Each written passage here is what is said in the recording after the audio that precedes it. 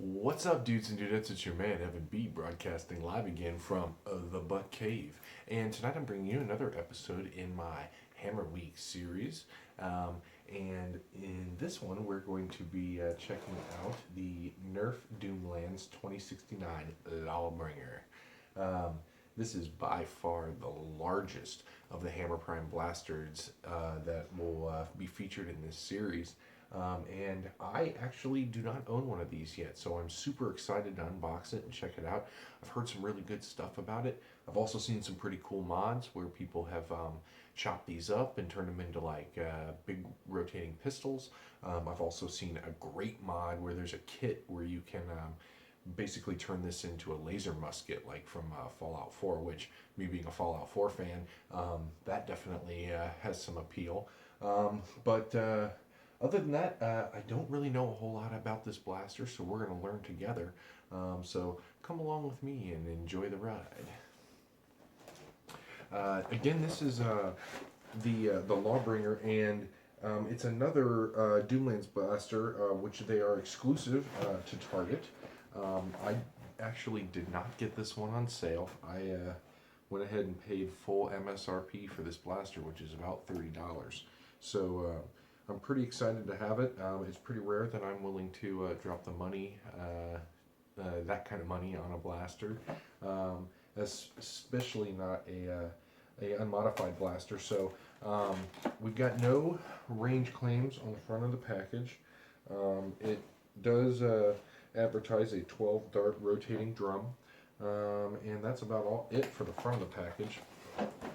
On the back here, we've got some explanations of the hammer action, the 12 dart rotating drum, and that we have some dart storage in the stock here. There's another little like a paragraph or so kind of telling the whole Doomlands story, which is one of post-apocalyptic monsters. This definitely kind of fits with the popularity of like the Mad Max, Fallout, that kind of like post-apocalypse genre that is oh so popular today. I can definitely see this as being kind of a I don't know, a nod or an extension of the Zombie Strike line. I have heard tell that a guy I went to high school with works on the design team of Doomlands blasters.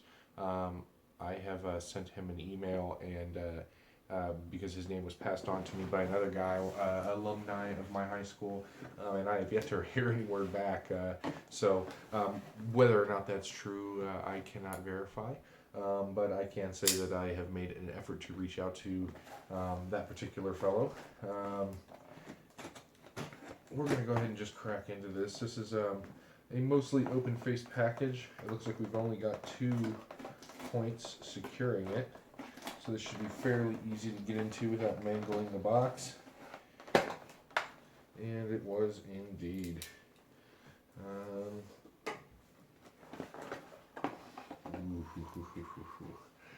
Man, that's cool. Gosh, it's so big.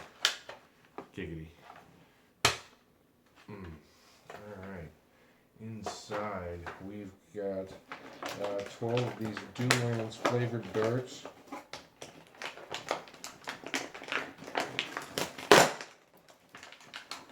Which I think I can get into without mangling the package any further. And it looks like that's about it, unless there's some instructions hidden somewhere here in the box, which I don't see. Oh, it does look like behind the darts we've got some an instruction sheet. I always want to check this stuff out because just like in the hammer shot where you've got like the stencils and stuff, I wonder if there are extras included in the packaging. Oh, and we mangled the instructions. That's alright, because we don't pay attention to the instructions anyway. Alright. The LAWBRINGER. We don't need it. At this point, I would say we here at Evan B. Nerf can usually figure out how to load and operate a blaster. Go ahead and cycle through. 12 darts is a lot of ammunition. So that's kind of exciting that without it having to be like a clip system type of blaster, we've got 12 darts at our disposal. I can't imagine we're going to get any kind of insane ranges on this, but I don't know. I dig so far.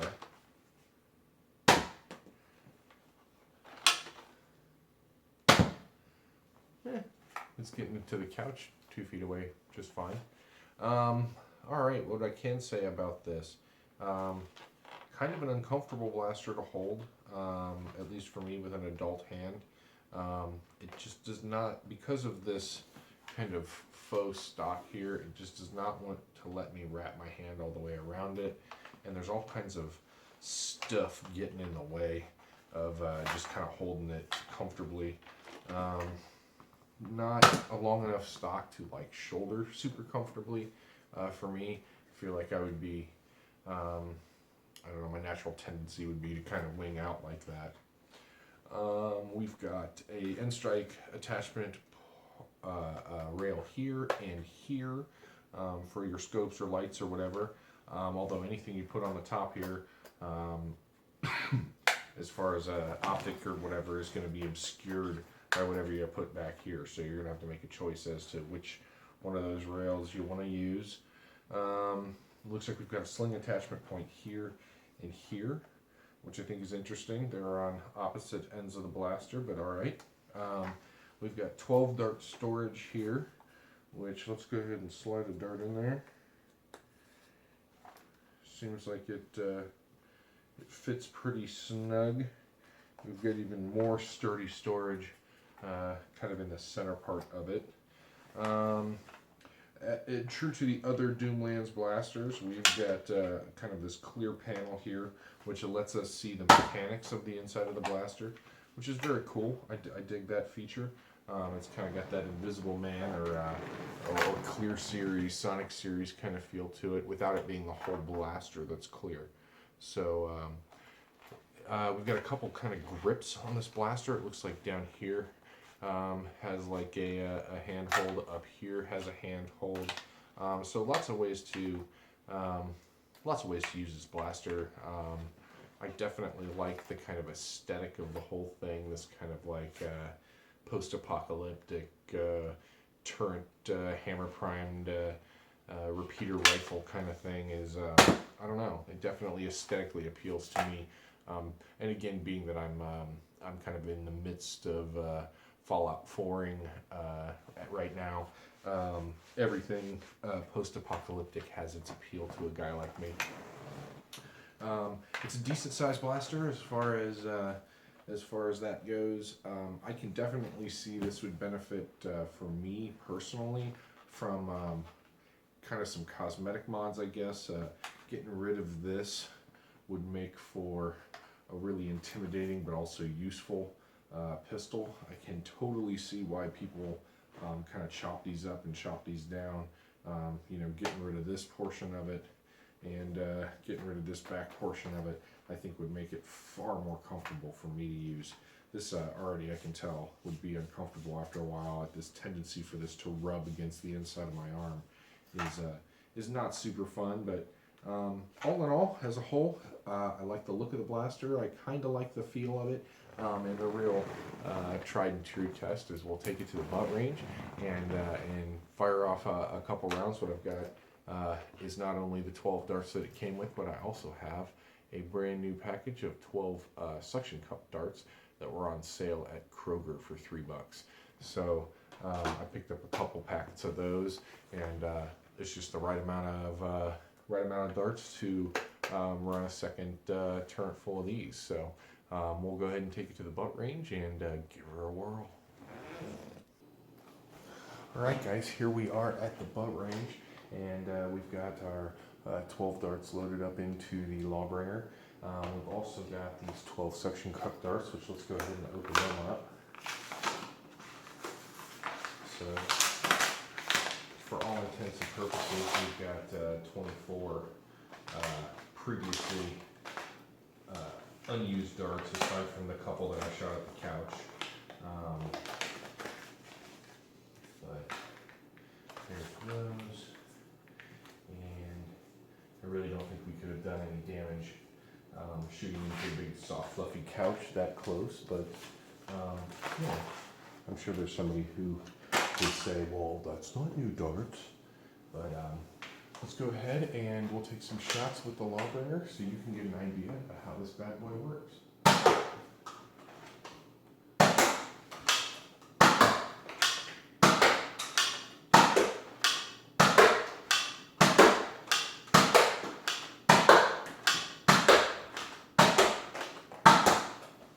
So there's 12 darts, pretty quick, easy, and efficient. Let's pop in some of these suction cup darts and see how it does with those. Loading this is really easy. You know, unlike say the Maverick or the Strong Arm, where you kind of have to flip the turret out. There's pretty easy access to the turret just by kind of putting them in through the side here and cycling forward. Not difficult at all to do, and as you can see, 12 darts go in there fairly quickly. I'm interested to see how this does with the suction darts. What I'm going to do is kind of try to aim for some of these glass framed posters here in the back and see how they operate here at about 20 feet. No stick. No stick. Still no stick. Oh, they're bouncing off the thing. There's a stick. There's another one. And the last one. Alright, so cool. We definitely just bombed through 24 darts pretty quickly. Let's go back to the butt cave and we'll do a final analysis. So being that the butt range was kind of littered with Doomlands darts, it was not difficult for me to kind of grab up another handful and kind of go through the process as we talk about the LAWBRINGER here at the final analysis part. And I really kind of just want to see what this guy looks like fully loaded up, because if I'm going to make the decision to get rid of this stock piece, I guess I need to know that the benefits of doing so outweigh maybe the possible usefulness of this dart storage space back here, because I can totally see this being somewhat useful for you know, having basically an entire reload of the blaster. 24 darts at your disposal. Not something to necessarily shake a finger at.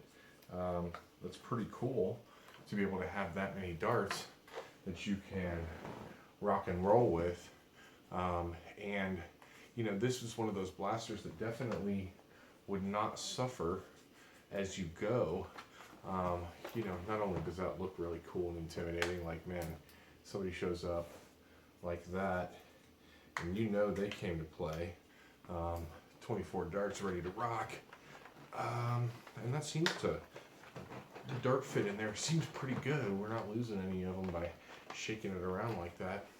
But you know, as you kind of go, to be able to fire off a couple rounds, and when you get a little bit of a breather, you know, top off your drum real quick. That I can totally see that as being useful.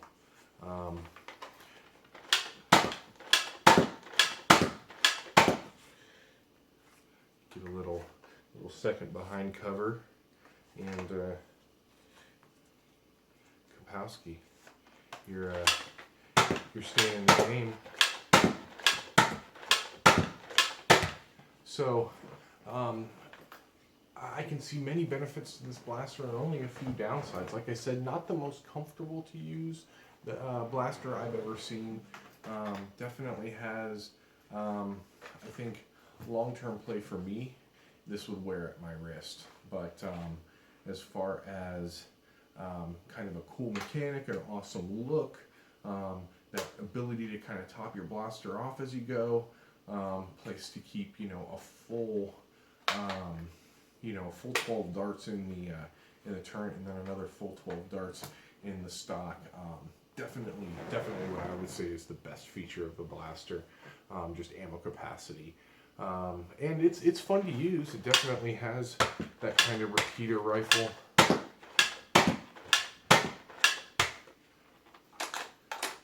Yeah, that's nice.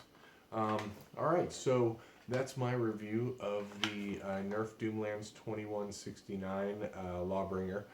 Let me know what you think in the comment section of this blaster. If you like it, if you hate it, if you've got one, and if you've done any modifications, feel free to put any links to any pictures or any of your own creations with the LAWBRINGER in the comment section. I always welcome constructive criticism and feedback and participation. So please let me know what you think of this blaster, what you thought of this video, and come by and visit us over at facebook.com/groups/EvanBNerf, where the conversations about Hammer Prime blasters have been pretty entertaining this week. Thank you guys so much for watching. I'm glad I could get another one of these episodes. I've got one more Hammer Week episode coming, so please be patient for that one. I'll get it to you as soon as possible. And as always, dudes and dudettes, this is Evan B saying peace and hair grease. Thanks so much for watching. Be super, super nice to one another and have a great week. Much love, guys. Thanks.